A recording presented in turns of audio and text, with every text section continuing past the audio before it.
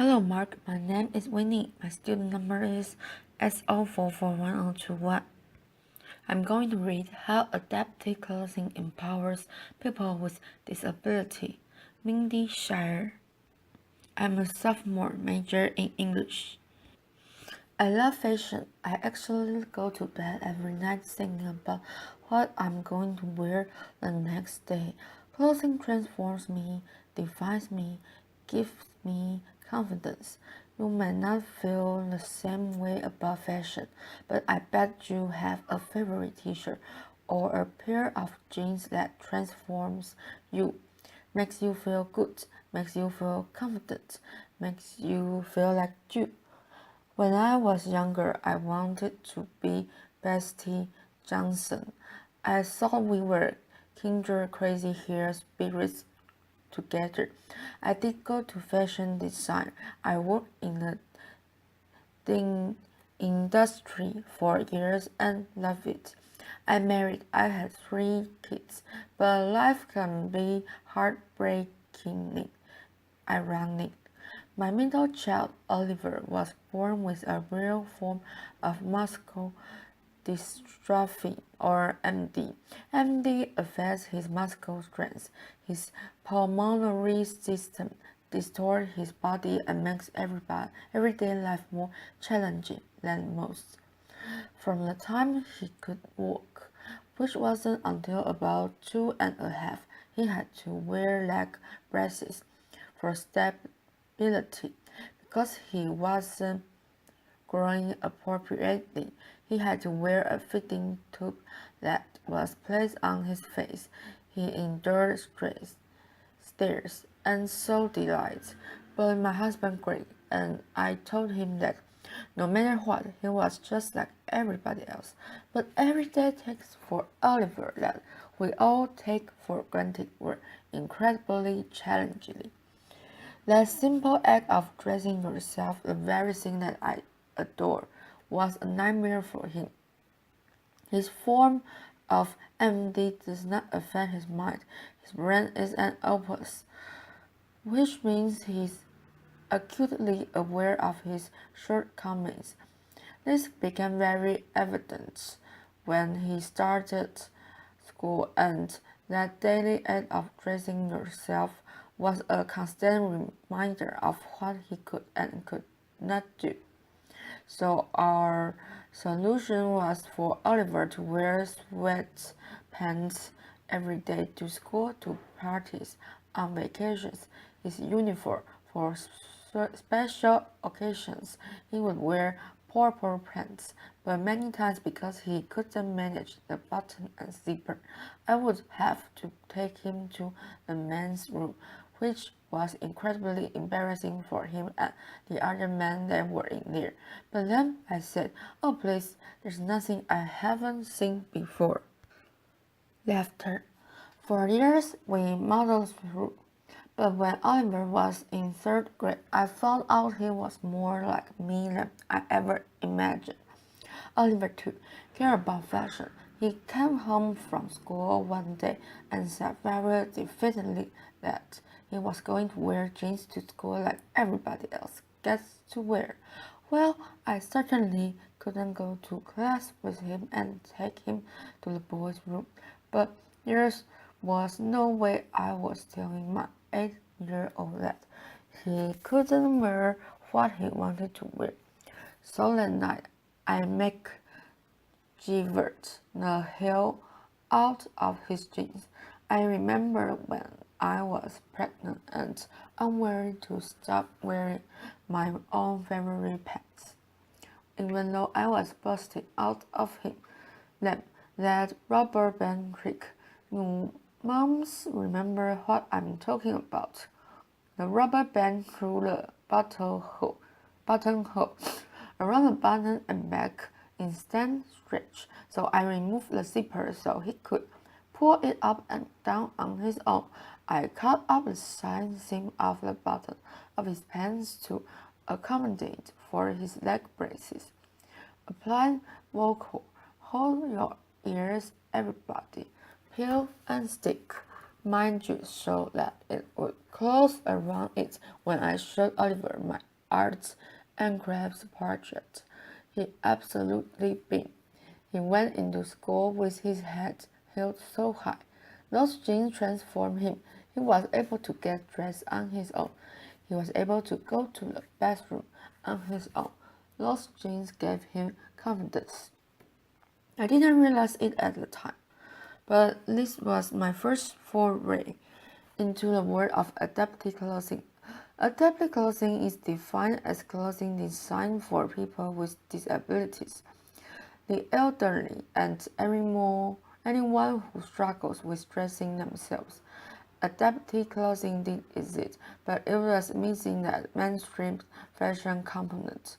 It was very medicinal and very functional but not stylish. And that's a huge problem because what you wear matters. Clothing can affect your mood, your health, and your self-esteem.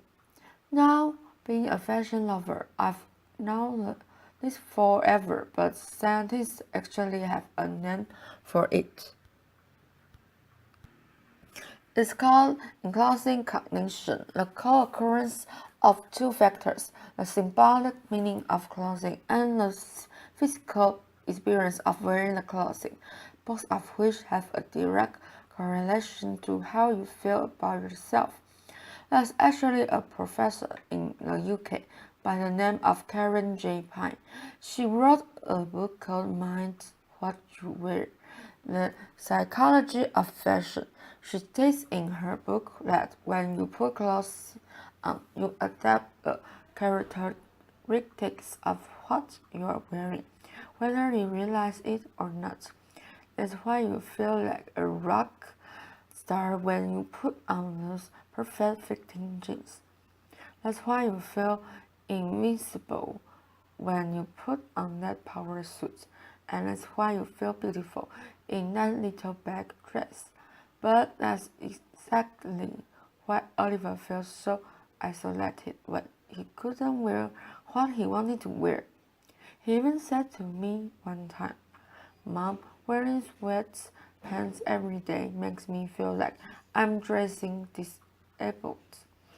There are 1 billion people on our planet that experience some type of disability.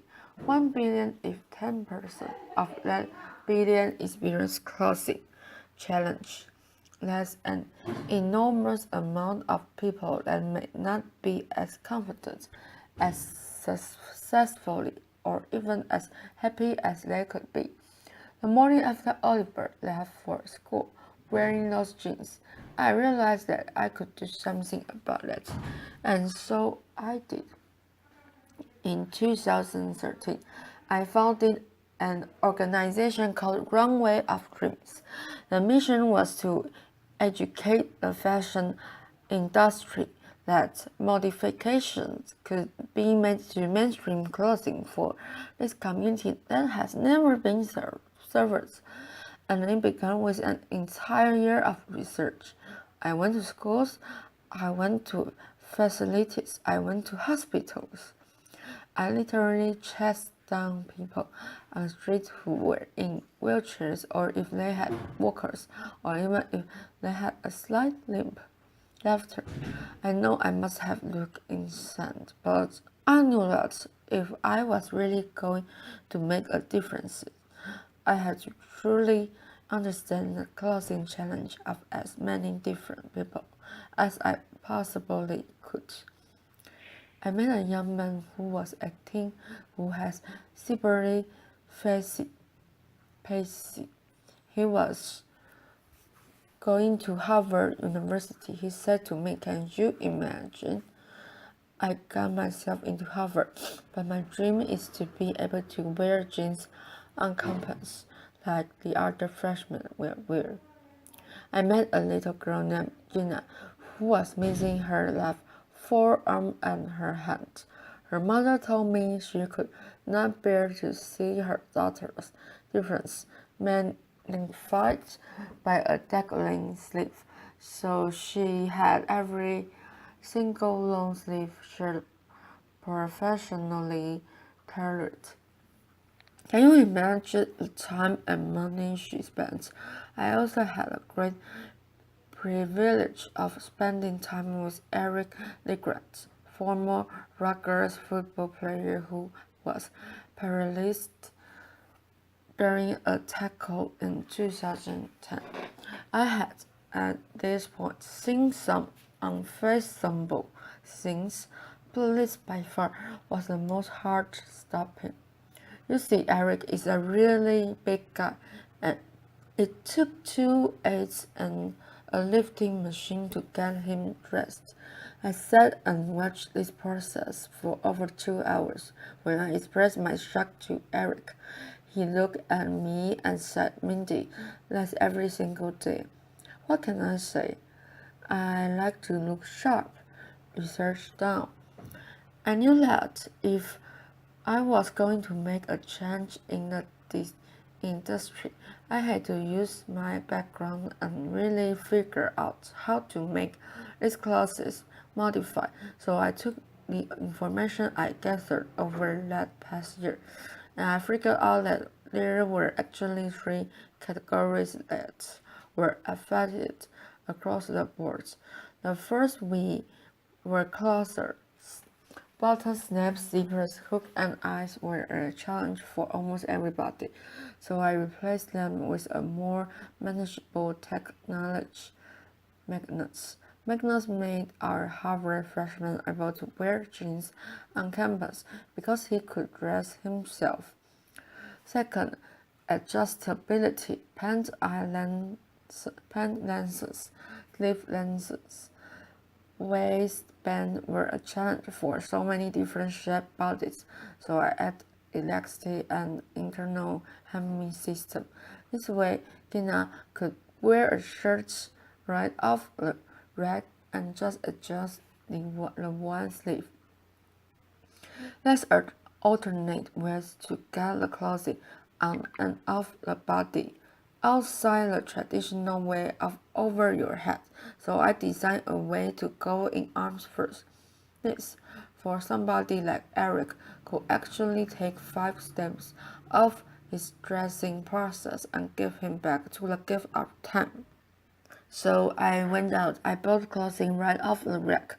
I sat at my kitchen table, ripped them apart, did porta pie after porta pie until I felt I had great modifications, and then I was ready for the big leagues, the fashion industry. Rather than designing my own collection, I knew if I was really going to make a difference, I had to go mainstream. I believe that I just needed to educate the industry of the enormity of this population, in the fact that these were consumers that simply weren't being considered. And I am thrilled to say that the industry heard me. Runway of Dreams collaborates with the most amazing forward-thinking brand on our planet, Applause, who took my vision to market and make fashion history by launching the first mainstream adapted collection, and the rest is yet to come. Applause. So, Applause, fashion holds the key to a vital lifeline. Clothing can be transformative. Clothing equals confidence. So tomorrow when you are starting your day and you are thinking about what you are going to wear, I hope you appreciate the process and think about how what you choose makes you feel. Today Oliver is 13. He wears his adapted khakis, his magnetic button front shirts. Feels like the coolest kid around. My boy has total swagger. Laughter. As I mentioned, Oliver's disease is degenerative, which means his muscles are going to break down over time. This by far is the most devastating part for me. I have to sit on the sidelines and watch my boys deteriorate, and there's nothing I can do about it. So I'm looking up from the things that I cannot control to the things that I can, because I have no option. And so I'm looking up and I'm asking the fashion industry to look up. And now I'm asking all of you to look up too. Thank you. Applause.